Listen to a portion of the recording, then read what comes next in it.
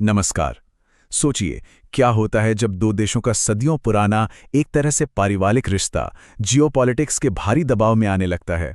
आज हम भारत और नेपाल के इसी बेहद गहरे और अब बदलते हुए रिश्ते की कहानी को समझने की कोशिश करेंगे। इस पूरी कहानी को समझने के लिए हमें नेपाल के संस्थापक पृथ्वी नारायण शाह के एक बहुत ही शक्तिशाली बयान से शुरुआत करनी होगी। उन्होंने कहा था, नेपाल इन दो चट्टानों के पीछे एक शकरकंद की तरह है। मतलब सीधा सा है कि नेपाल भारत और चीन जैसी दो विशाल चट्टानों के बीच फंसे एक नाजुक शकरकंद जैसा है।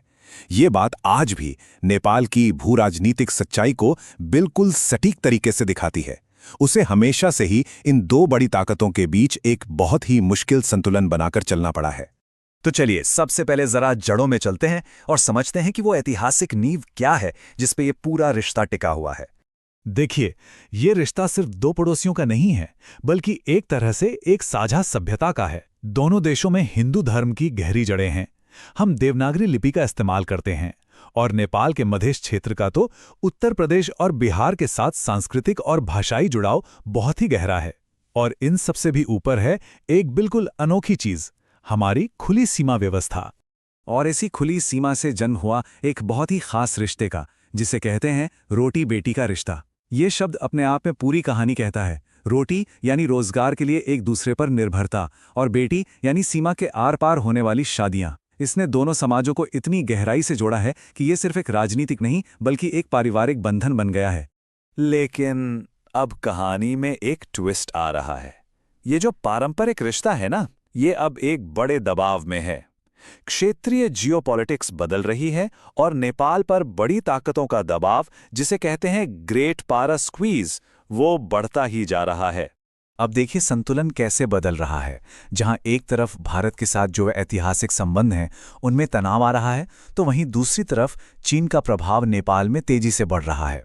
चीन रणनीतिक निवेश करके नई निर्भरता बना रहा है, जबकि भारत की कुछ आर्थिक नीतियों ने अनजाने में ही सही कुछ मुश्किलें पैदा की हैं। तो सवाल ये उठता है कि चीन आखिर ऐसा कर क्या रहा है? वो नेपाल में अपना प्रभाव बढ़ा कैसे रहा है? चलिए जरा चीन की स्ट्रैटेजी को समझते हैं। कहते हैं ना, आंकड़े कभी झूठ नहीं बोलते। जरा 2020 की पहली तिमाही को देखिए। नेपाल में जितना भी प्रत्यक्ष विदेशी निवेश यानी एफडीआई आया, उसका लगभग 90% हिस्सा अकेले चीन से था। सोचिए, 90%। ये एक बहुत बड़ा बदलाव है जो दिखाता है कि नेपाल की अर्थव्यवस्था पर चीन अपनी पकड़ कितनी तेजी से मजबूत कर रहा है।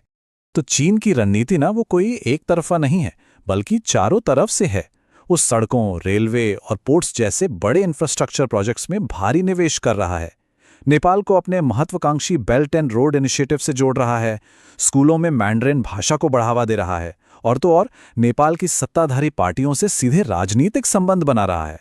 मकसद बिल्कुल साफ है, नेपाल की भारत पर जो पारंपरिक निर्भरता है उसे कम करना। और इसका एक जीता जागता उदाहरण है Lhasa Kathmandu railway project. Plan यह है कि इसे भारतीय सीमा के ठीक पास लुम्बिनी तक बढ़ाया जाएगा। अब यह सिर्फ एक रेलवे लाइन नहीं है, ये इस पूरे क्षेत्र में चीन की लंबी अवधि की जियोपॉलिटिकल महत्वाकांक्षा का एक बहुत बड़ा प्रतीक है। एक तरफ चीन का बढ़ता प्रभाव है, तो दूसरी तरफ भारत और नेपाल के बीच पिछले कुछ सालों में तनाव भी काफी बड़ा है। और इस तनाव का केंद्र रहे हैं हमारी सीमाएं और नक्शे। हाल में जो तनाव बढ़ा उसके पीछे 3 बड़ी वजहें रही हैं। एक, भारत की अर्थव्यवस्था का फॉर्मलाइजेशन, जैसे जीएसटी और नोटबंदी। दूसरा, कोविड-19 के दौरान हमारी खुली सीमा का बंद होना। और तीसरा और शायद सबसे बड़ा मुद्दा, काला पानी का सीमा विवाद। अब देखिए, भारत के जो आर्थिक सुधार थे जैसे जीएसटी, उसका एक ऐसा असर भी हुआ जिसके बारे में शायद सोचा नहीं गया था। इससे सीमा पर जो छोटा मोटा अनौपचारिक व्यापार होता था वो बहुत मुश्किल हो गया। इसका नतीजा ये हुआ कि कई छोटे नेपाली व्यापारियों को चीन के साथ व्यापार करना ज्यादा आसान लगने लगा। चलिए इस सीमा विवाद की पूरी टाइमलाइन को जरा समझते हैं कि ये सब कैसे शुरू हुआ और कैसे बढ़ा। इसकी जड़ें 1816 की सुगौली संधि में हैं, जिसे नेपाल अपने दावे का आधार मानता है। फिर नवंबर 2019 में भारत ने एक नया राजनीतिक नक्शा जारी किया, जिसमें काला पानी, लिम्पियाधुरा और लिपुलेख को भारत की सीमा के अंदर दिखाया गया। इसके ठीक बाद मई 2020 में नेपाल ने भी अपना नया नक्शा जारी करके इन इलाकों पर अपना दावा ठोक दिया। और मामला तब और बिगड़ गया जब भारत ने लिपुलेख दर्रे तक जाने वाली एक 80 किलोमीटर लंबी सड़क का उद्घाटन कर दिया, जिसका नेपाल ने बहुत कड़ा विरोध किया। अच्छा, इन सब तनावों के बीच अब कोशिशें भी हो रही हैं कि इस खास रिश्ते को फिर से पटरी पर लाया जाए और मजबूत किया जाए। भारत ने अपनी तरफ से डिप्लोमैटिक लेवल पे कई कदम उठाए हैं। रॉ चीफ, आर्मी चीफ और फॉरेन सेक्रेटरी जैसे बड़े अधिकारियों को बातचीत के लिए नेपाल भेजा गया।